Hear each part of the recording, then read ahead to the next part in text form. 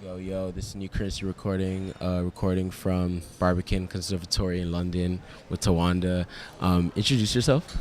Yo, my name is Tawanda. It's always a tough question to get asked. Tawanda Chiweshe. I want to say designer artist, based in London, and trying to stay busy basically. Word. Yeah. Question. So I guess my first question for you is like, being a designer and artist, is that what you've always like dreamt of doing, like since you were a kid? It's tough. So sort of like as a kid, essentially, I was mostly in my art classes, just there, even during my lunch breaks. You know, to the degree that my friends used to make fun of me for painting my emotions, so to speak. So in terms of trajectory, post these art classes, I never really knew what was outside. Mm-hmm. In terms of industry and how you sort of apply yourself in terms of career path. So it was really mostly after doing my foundation, straight after school, and then eventually having to apply for university. That's when you begin to get more clarity as to what it is that you can do and what space that you can occupy. So I would say, yeah, that's pretty much it. It's almost like a development of clarity in terms of how you want to apply yourself forward. So from the get-go, you always knew like, okay, you want to be a designer or artist. It wasn't like there was nothing that you were thinking before. Like, was there like a chance that you wanted to be a doctor or a lawyer or something like that? So I almost did physiotherapy. Crazy. Okay. Different lives, different life altogether. But I've always, for example, I remember when all the way back to like GCSEs, in terms of when you were picking a subject. Yeah. We're going round. I'm with my mum, and then I wasn't going to pick art, even though I was pretty good at art. And then my art teacher just pleaded with my mum. She just said, "Yo, he's talented. Like this guy should be doing this, Yeah. And then my mom turned to me and said, "Okay, you're doing art, basically." Like Right. she, I wanted to do it, but then she's the one who said it to me that, this is what you have to do. Yeah. So then, like tremendous support on that side. So yeah. Yeah. Exactly. And before this, like you were saying, you grew up in Zimbabwe. Right. Yeah. So spent the first 6 years of my life in Zimbabwe. We moved over here. So my parents got a divorce. Long story. And then they ended up reconciling while we were here and then splitting up again. Interesting. Interesting as well. But yeah, so basically I've settled here since the age of 6. I'm 23 now. So we sort of like have lived in Hertfordshire, 25 minutes from London, but it's still a difference, in terms of what everyone says they love about London. 25 minutes out, it's a different place altogether. Like even so when my first year at uni, I went to St. Martin's for product design. I was commuting.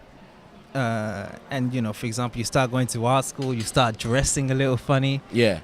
Even when you're, I get to the station, and then I come into London, it's like fuck, I can breathe. Yeah.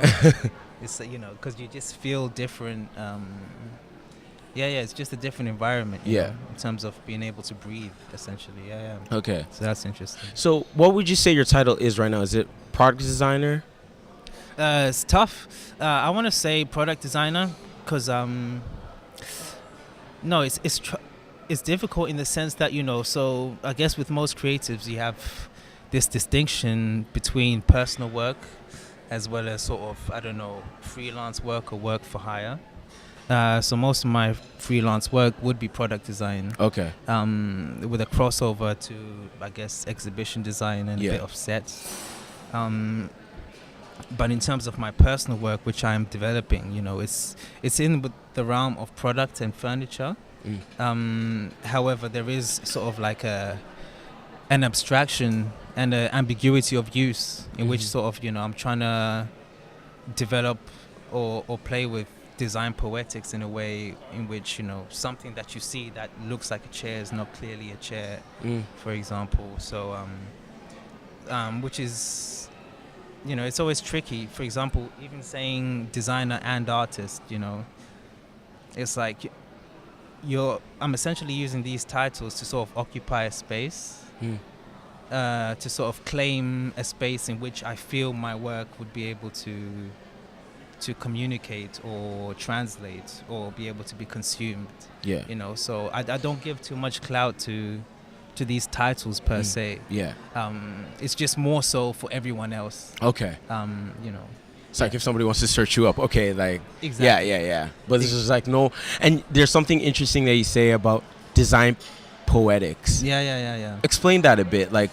Yeah, this is something that that I've been thinking about quite a lot, because for example, within my product design background, you have a lot of emphasis placed on function. Obviously, I mean, design has to work. However, I'm also interested in this, sort of grayscale in which, take for example Rick Owens furniture. It's not hyper functional in terms of the fact that it's super uncomfortable and it weighs too much. Yeah. You need art handlers to sort of move this stuff if you want to redecorate your home, let alone get it inside your home. But then there's also this added layer in which the design functions in a way in which doesn't necessarily regard use, but regards something else within the realm of emotion or other, basically. Yeah. Okay, cool. Thank you. Yeah. Train of thought.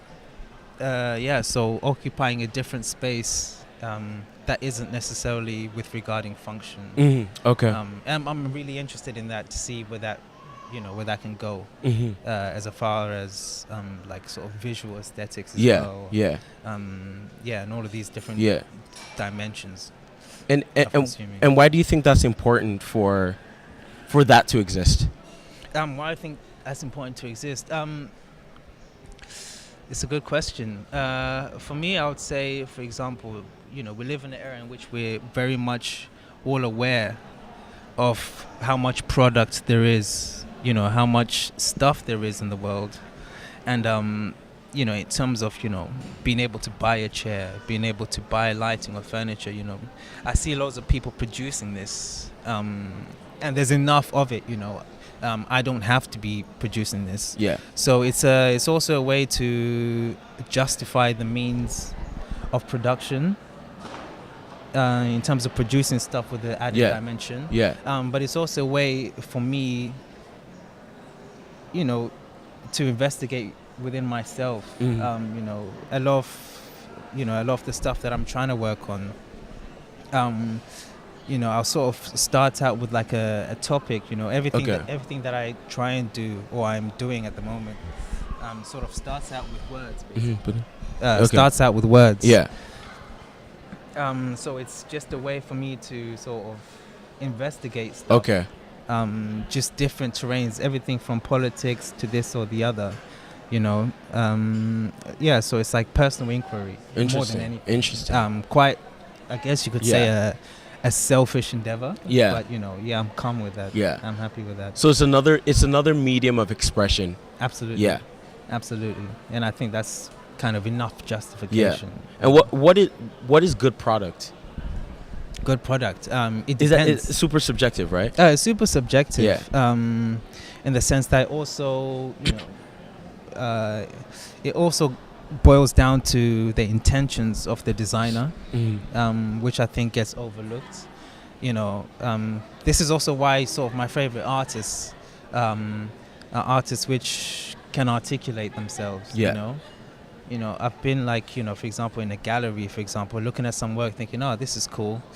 And then for some reason, a relative comes behind and is telling someone else about the work. And then it just adds another dimension, So for me, apart from the obvious in terms of, use, function, etc., the intentions of the producer, and how much that work sort of aligns with those intentions. I think this is super important for me in terms of what I give esteem to. Mm. Yeah, definitely. Interesting. Yeah. Interesting. One thing I also wanted to get into is that, you know, the importance of like new currency. The reason why it exists is like, you know, kids who want to get into product design or like what you do. They listen to this conversation, are inspired, right? Now, one question that I ask everybody, or I try to ask everybody, is the importance of education. You went to a really great school, Central St. Martin's, right? And obviously it has its merit and it has its weight when you put that on your paper. But if somebody who wants to, you know, enter your career path and they don't necessarily want to go to school or they don't have access to that, and obviously there is something called YouTube University, right? You know, absolutely. Is it possible to do what you do without like formal education? I absolutely believe so. Especially given that, you know, most you know, whenever I was speaking to senior designers, at least, you know, they're looking at the portfolio and seeing what you have. But it also boils down to the kind of person who you are, sort of. You know? I like low-key have sort of like a lazy disposition. So the value of school for me is, you know, deadlines, you know, the impetus to produce work, and almost a framework, you know, to work from, which I've taken with me from school. It's also about the technical aspect, you know. For me, I valued my tutors tremendously. And, you know, there's certain things that you just cannot learn from YouTube. You know, like, so it boils down to the kind of work you want to do. I absolutely believe someone could occupy the same space as me who didn't go to school, because a lot of stuff that I've learned, even while at school, I've learned through doing. So, you know, as long as you do, basically. Like, this is the key thing. But school certainly helps you do. You know, infrastructure, you know, books, access to a workshop, and materials. All of this is crucial in terms of your development. I think what's also interesting with school too is like you get to incubate with other creatives. Exactly. It's one of the great things about graduating, especially within London. You know, apart from my friends who got deported because they were international students, I'm still close with everyone. You know, I would say most are still working within industry, so you get to bounce off. And it's also great, you know, going to such a competitive school. Everyone has a competitive energy. Which is, you know, and it's a great energy to actually have because it's not too vicious. It can be, but it's not in my situation. Which kind of forces you to, I guess, do better. And it's also nice when people have different, are going through different experiences, the highs and the lows. You know, this is shared experience, you know. It's shared experience. You're living vicariously through someone else, which is super important as well. Super important about having a... exactly. How did you position yourself to work with Off-White? So, I mean, I guess I'll start from like the beginning, sort of. So, straight after graduating, instead of joining a design studio, I worked for a gallery called Carpenter's Workshop Gallery.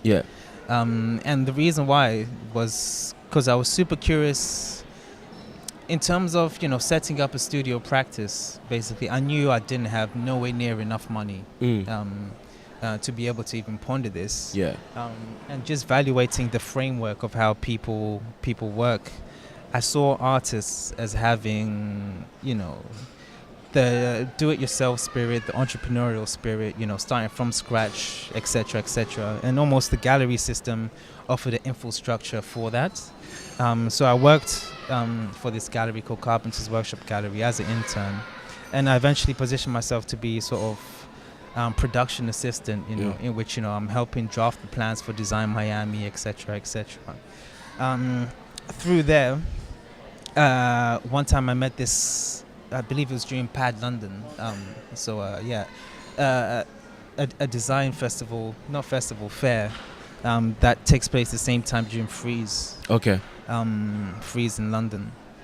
So I met this woman called Aurélie Julien, who used to be a director of the gallery. I don't think she'll remember this, but so I had to, I think, help her out, do some things for some clients. And then as she was telling me what to do, I said, wait a minute, what's her name again? Like, to myself internally. Yeah. And then for some reason, I just stopped her mid-sentence and said, sorry, what's your name again? She said, Aurélie Julien. And I was like, I really admire the work you did with Joseph Durand, who's like a super amazing architect. Yeah. And then she was super flattered, like, wow, this kid knows. You know your shit.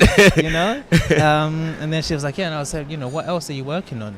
And then she was telling me a few projects that she's doing.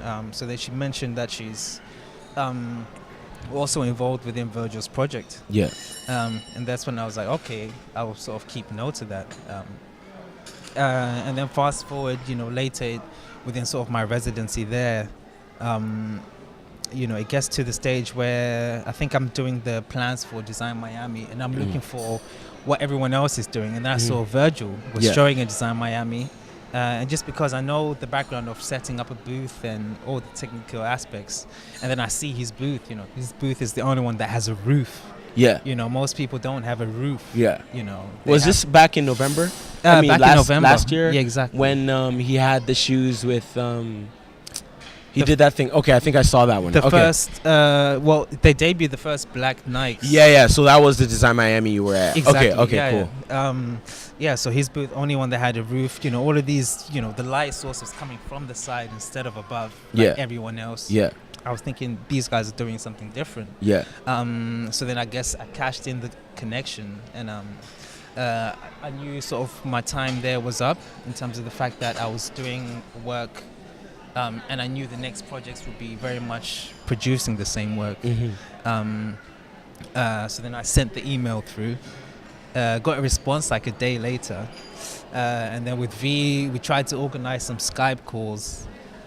Busiest man in the world, so obviously they got delayed again. Eventually it happened, and I was brought into the team straight away. It's a super small team. So there's my other colleague Taylor, who graduated same year as I, but from New Zealand. There's Hannah, who was one of the people who debuted those black Nike Air Force ones. Yeah. And V. So the furniture team is just us four, and then we've got Addy, who's Virgil's assistant, who facilitates everything. He's like, yeah, exactly. So what's your role there? Like, is it because on your LinkedIn it says design consultant, right? And I always want to break down the word consultant. Honestly, like I was asking somebody, you see somebody like Tremaine Emery, right? He's, I guess, creative consults for Stussy, and you see that person creative consults for Supreme. Right. It's like, what is? And I think I know what the meaning is, because I've consulted on some creative projects for friends and stuff. Right. But for the kid who's listening who doesn't know what that is, and like these jobs didn't exist like 10 years ago, right? What does design consultant in your world? What does that mean? So like firstly, I would say it's probably the most ambiguous word in the world, and it means something different relative to every situation. So I would say, for example, at least in my capacity, consultant, for example, in terms of the technicalities of what I do, so it's like I'm involved in the project sort of from start to beginnish, ideation, planning, all the way down to technical drawings. For example, you saw through the IKEA package. I had to be there in Sweden to look at the prototypes, etc., to sort of, for V to bounce back on and off. So it's almost like for me, it's essentially an in-house situation. Consultant, I guess, it's like a framework in which, you can at least begin to occupy a space, and then that space, through the relationship that you have with such a body, develops into something else. So for example, even my capacity as a consultant, the capacity in which I've worked has changed. Exactly. So it means completely different things. Okay, completely different thing. That's really interesting. And like, I mean, I saw your name in the IKEA package. Right. That's where, and I was like, Yeah. who is this person? Sounds African, and I was like, yo. Yeah. Sorry. Yeah. And I was like, I need to meet this person. Yeah. Because obviously I know you're doing something fresh. Yeah. And did you ever think you'd be in that position? Yeah. It's tricky. I sort of feel I can. That I could. In respect to the fact that, you know, I've always tried to occupy spaces which are at the top of my list. You know, in terms of, you know, everyone has sort of like a list. Which studio do I want to work for? What circles do I want to occupy? And, you know, within, I guess, the remit of a V's circle or the stuff that I work, so even just, you know, my internship at Carpenters, you know, I think that's the best design art gallery I could have ever been. Also done an internship at a designer called Michael Anastasiades, lighting and furniture designer, whose work is the most beautiful that I find. You know, amazing sensibilities. Everything is bespoke. Product design heavy. So in terms of always trying to occupy these spaces, that's kind of what I've always attempted to do, and I've kind of been able to do. And I guess it also gives me momentum. In order to continue to do so. But it's also funny. I think ages ago, back in like 2003, even, right? I think I sent a Facebook message to Matthew Williams. From Aleeks. And the dude replied. 2003? 2013. 13, okay. Yeah. 2003 I was like, what age was I? So I think I just sent a message on some like advice tip, you know? And then he basically responded with like this nice paragraph, just, essentially saying, you know, occupy space, you know, try and participate. You see these people at these circles, try and participate. Don't, you know, but he sort of articulated this sensibility of occupying the space when you're ready. Also, you know, when you're ready, interesting. When you have something to show, contribute. It's interesting you say that, because I remember when I ran into you at the Off-White show, briefly, right? You were saying, oh, it's cool that you guys are here because you guys are participating. And that word throughout the whole trip was ringing in my head. Participation. Real. And I think like anybody who wants to break into design or DJing, whatever, needs to just be on the ground. Absolutely. And it's like I have this quote I tell people, and I love Jordans and I love sneakers, but I'm like, don't line up for the sneaker, don't line up for the Jordan. You know, maybe don't buy Off-White. Exactly. You know, just buy a plane ticket. Right? Oh my gosh. It's literally this. You know, this is the spirit, essentially.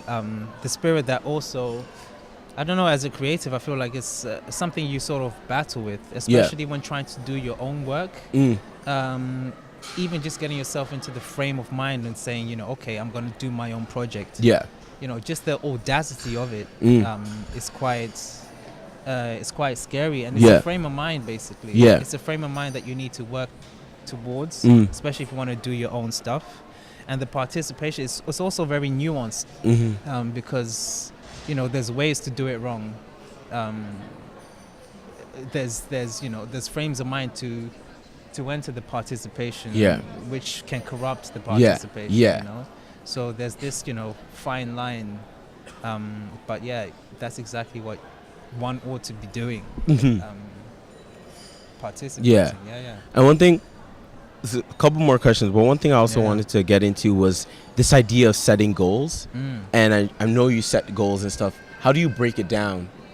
Like maybe your goal was to, I mean, obviously the Off-White thing is almost like you fell into it, and like opportunity meets like hard work, and you got into that space because you were ready. But obviously, I know you probably have goals for like your own personal work. And actually, speaking of personal, I just want to talk about the personal work for a minute. What does that look like? I mean, you've caught me at the super, super early stages of the personal work. So in terms of what that looks like, at the moment, it doesn't take a physical form. So like when I told you earlier, you know, my stuff starts with texts, and a few images. So it's essentially trying to find lines of inquiry, basically. And it's also, I've got this problem where I kind of try and look at things holistically, which kind of cripples me to a degree. Instead of just doing, I kind of look at the bigger picture, but it's also just sorting out the framework in how my practice is going to exist. Yeah. So I kind of look at the projects that I'm working on as case studies. So this will kind of allow me to, you look at, a certain artist's work, and it's very much the same all throughout. You know? One of my favorite artists is Ryan Gander, right? Okay. Who's represented by Listen Gallery, and his work is just different every single time. You look at a piece and you're like, "Who's that?" Oh, it's Ryan Gander. It's like, "Oh crap." Yeah. It's different from the last project. Yeah. This is a space that I kind of want to occupy. I have certain sensibilities. Interesting. But this is kind of how I want to occupy myself. So that every piece would be different.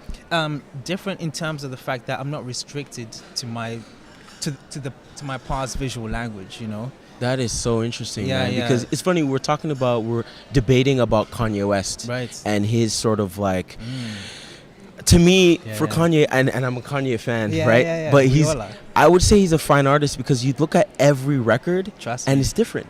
Different. Like Completely. the soundscapes, the art direction, even like his state of mind is different. Yeah, absolutely. And I feel like that's where you want to like. That's essentially the space that I'm trying to occupy. Yeah. But to still have a thread in there. A thread, yeah, that sort of which connects. is what Kanye's Yeah. also has. There's Yeah. something in there that connects all of this together. So that's kind of what I'm doing at the moment, getting that framework sorted, because I just can't help but think of the bigger picture. And all of these projects, they're going to be sort of based on case studies, on stuff that of lines of inquiry that I'm interested in investigating. So, take for example, one that I'm interested in at the moment is nuance. Okay. Which is this, this gradient. Yeah. For me, it's like the grayscale. In today's sort of political climate, everything is so disparate. You're either one side or the left. You're left or right or up or down. Yeah. Even just with you see the news, all of the stuff or the politics coming through. You can't even hold a specific argument because it automatically pins you on the wrong side. Even though there's room there for both sides and both conversations to be held. Yeah. So at the moment, I'm trying to investigate that theoretically. Interesting. In order to eventually develop something physically. Wow. And what I do physically might not necessarily correlate, in terms of component for component to that. Yeah. But this is where I'm starting from. Exactly. So that's where the personal work is going at the moment. Wow. And it's great because I'm sort of in a space, especially with the off-white stuff, I can oscillate between the two. Well, I'm going to be able to oscillate between the two because I'm finalizing a lot of freelance projects in order to focus on just those two. Interesting. Basically. So it's going to give me a nice space. And, even from V with Virgil, there's encouragement from there to produce the personal work as well.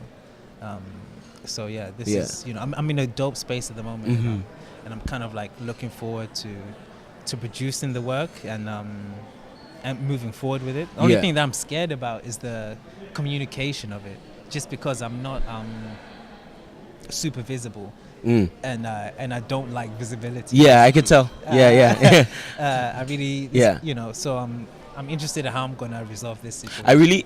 What's interesting about you is like I don't even think you care about the hype around like in the space that you are. You could literally finesse the situation and be like, I work in this space, I'm with these people, but it seems you really just care about getting these ideas out. No, absolutely. I mean, it's kind of what drives me, and I'm glad that my focus is on there. Especially, for example, rolling with V, it's so easy to be consumed by sort of the theater or the amazing stuff that just happened.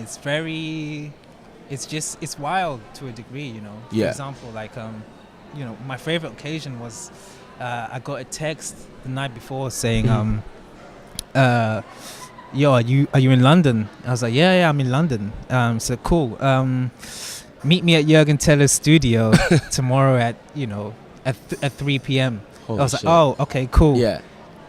And he said, oh yeah, try and bring a European flag. I was like, okay, cool. Couldn't find the European flag. Yeah. But I made through, had brunch with Jürgen Teller. Wow. Crazy. And then that's where they shot the Sister magazine shoot. Yeah. You know, it was just, you know, wild experiences like this. Stuff like this can easily distract from the work. As well as the sort of celebrity aspects with the influences, etc., etc.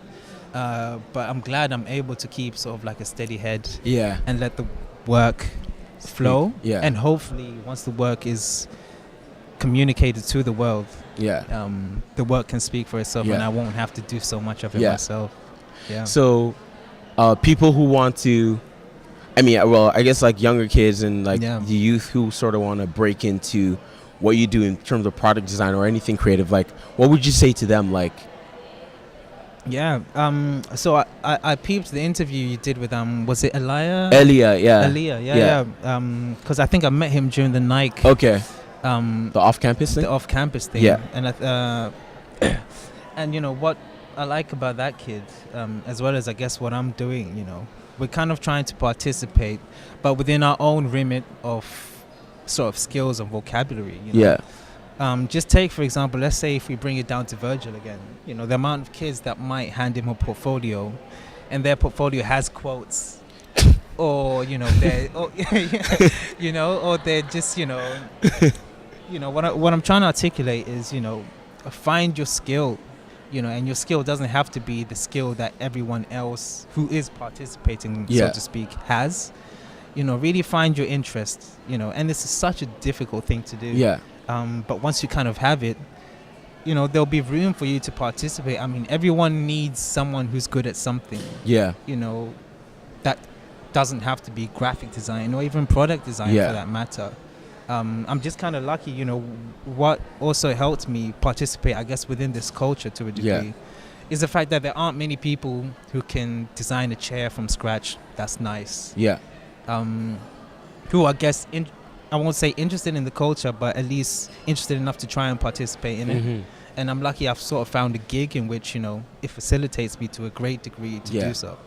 But yeah, you know, just to hone in your skill also. For example, what I was lacking from my degree at St. Martin's was the technical aspect. You know, I'm super competent. Or was super competent, but what I found in industry is I've been able to soak up even more, and that's due to the placements. You know, I made sure I strategically placed myself in positions in which, you know, these are people who are talking directly with fabricators on their day-to-day, taking in costs in terms of, you know, because you can't just build stuff, you know, without taking into consideration cost, etc., etc. So, you know, just knowing what you lack also. And trying to find spaces in which you can build on top of that. Absolutely. One last question. Are you would you say you're successful? No. I would say absolutely not. I would say, especially relative to my personal work, in terms of seeing that be where it's supposed to be. No. I mean, because I think I'm at least like 16 months out of uni as well. So, you know, everything is still new for me. Do I feel like I'm on my trajectory into where I want to be? I believe so. Whether I would also define that as successful, I don't know. You know, it's such a tough term, you know, almost esoteric to a degree. I think I'm on my trajectory. I definitely don't believe I'm successful yet. That's dope. Word. That's dope. Thank you so much, man. Ace. Peace. And shout out to you guys as well for like really being out here, basically. Word. Thanks, bro. Thank Pleasure. you. Pleasure. Dope, bro. Thank you. Yeah, bro. Jeez.